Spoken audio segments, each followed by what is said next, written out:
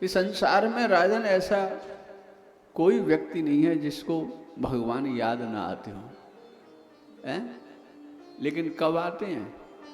जब हम किसी मुसीबत में पड़ जाते हैं, कोई परेशानी होती है, कोई शारीरिक कष्ट होता है, तो या तो अरे मैया निकलता है या अरे राम निकलता है, इसके अलावा कोई नाम नहीं निकलता है। इसलिए कहते हैं कि सदैव एक रस जीवन जीना सीखो।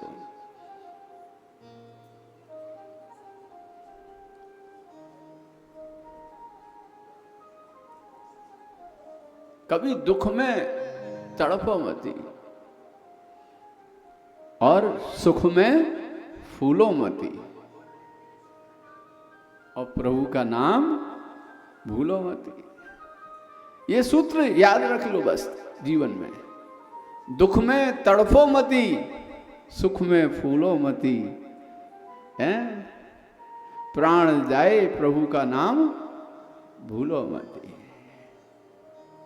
चाहे प्राण चले जाए लेकिन प्रभु का नाम नहीं भूलना चाहिए। लेकिन हमारा स्वभाव इसके विपरीत है। दुख में सुमरन सब करें, सुख में करें न कोई, और जो सुख में सुमरन करे तो भैया दुख काहे को होए। अगर सुख में ही भगवान को याद कर लेते तो ये दुख की घड़ी क्यों आती।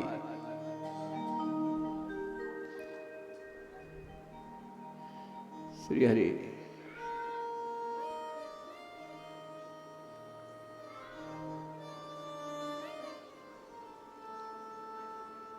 गजेंद्र एक गजराज है जो त्रिकूट पर्वत पर रहता है।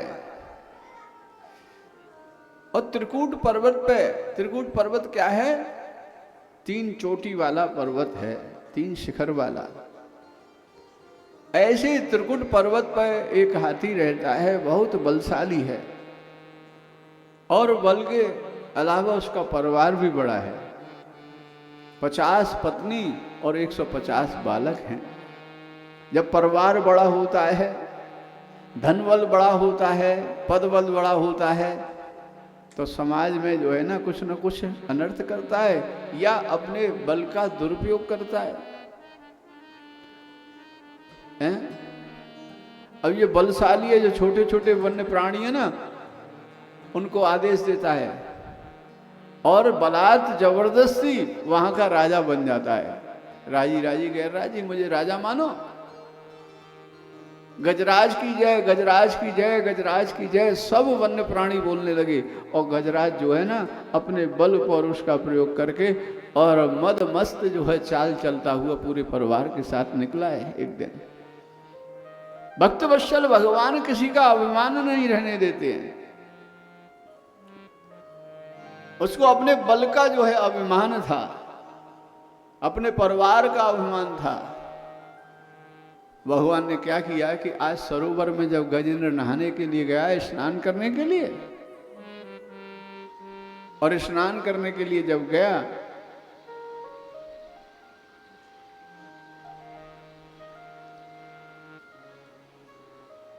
तो एक ग्राह आ गया, मगर उसने आकर के पांव पकड़ लिया हाथी का। लेकिन वो तो अभिमान में चूर हो रहा है, इसको पता नहीं मैं कितना बलशाली हूं, क्या बिगाड़ेगा मेरा। अरे मेरे इतने बेटे हैं, किसी एक से कह दूंगा तो इसका कचूमर निकाल देगा, हैं? इसने समझा क्या है, मेरा पांव पकड़ा है। ठीक है, कोई बात नहीं, अभी मैं स्नान कर लूं, उसके बाद देखता हूं। जल क्रीड़ा में मग्न है, ध्यान नहीं दिया। हाथी को जल क्रीड़ा बहुत अच्छी लगती है। सूंड में पानी भरता है, जल भरता है, और एक दूसरे पर जल फेंक रहे हैं सूंड में से। बहुत देर हो गई, ग्राह ने अपने दांत चबाना प्रारंभ कर दिया है, और चबाते चबाते रक्त बहुत बह गया है? रक्त जब ज्यादा निकल गया तो शिथिलता आने लगी, आंखों में अंधेरा आने लगा। जब आंखों में अंधेरा आने लगा तब उसे एहसास हुआ कि अरे मैं तो जिस जल जंतु को साधारण समझ रहा हूं, ये तो कोई बहुत बड़ा जंतु है। पांव छुड़ाने की कोशिश करता है, लेकिन खून इतना निकल चुका है, रक्त इतना निकल चुका है कि वो अब अपने आप को छुड़ा नहीं पा रहा उसकी पकड़ से। अपने परिवार को पुकारा, बच्चों को पुकारा, पत्नियों को कहा कि मुझे निकालो, मैं खींच रहा है ये, मुझ पर नहीं छुड़ाया जा रहा है। सबने खींचने का प्रयास किया है।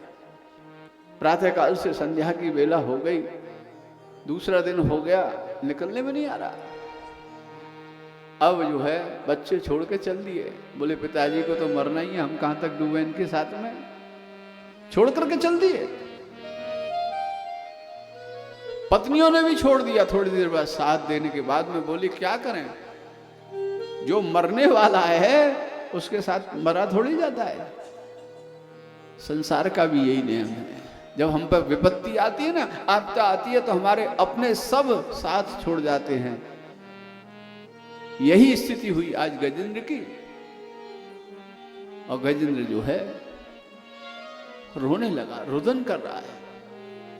और रुदन करते करते जो है आज उसको भगवान याद आ गए।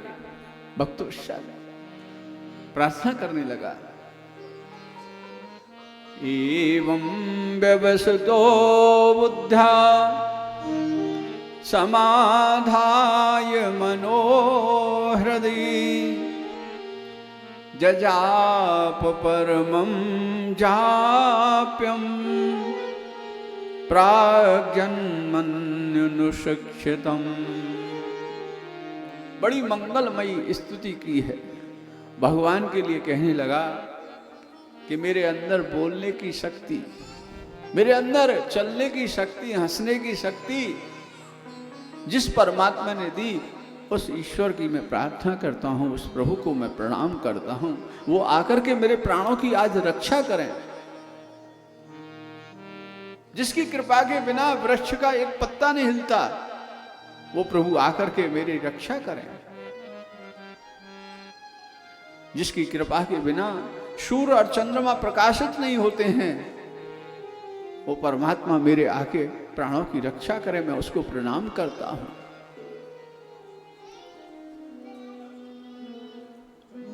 ऐसे करके जो है प्रार्थना करने लगा।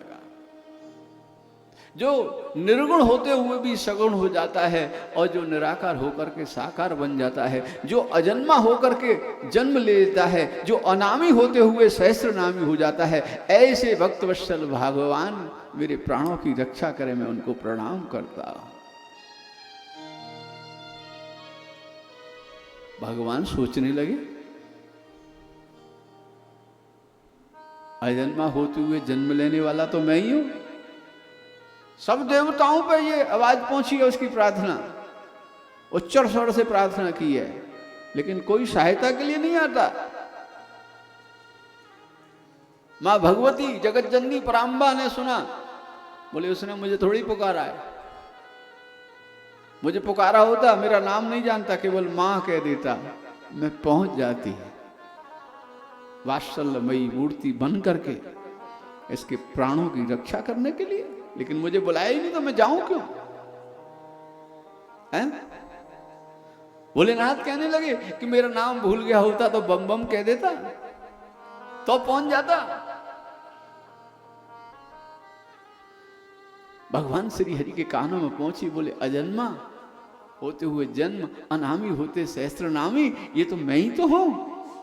चलने को आतुर हो गए, और आतुर होकर के, अरे मेरे भक्त गजेंद्र के प्राण संकट में आ गए हैं, आओ आओ जल्दी आओ, गरुण जल्दी आओ, शीघ्रता से आओ। जब कभी हमारे